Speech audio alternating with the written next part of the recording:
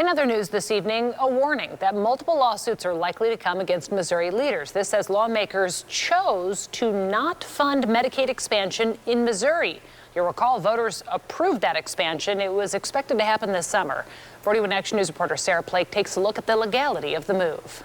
Activists and faith leaders gathered to demand that Missouri expand Medicaid. It's something that Missouri voters approved. They said that if the Missouri legislature and the governor continues to stall, people will continue to die. Let the welfare of the people,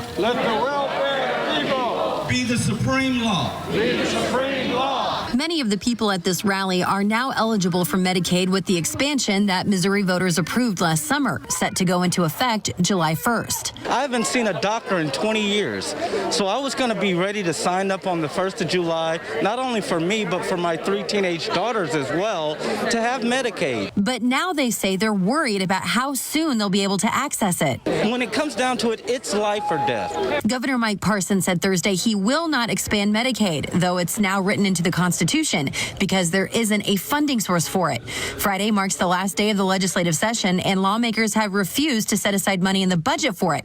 Though if they did, the state would get nearly $2 billion from the federal government. It's crazy to me that we've had to come to this because it's going to cost taxpayers money.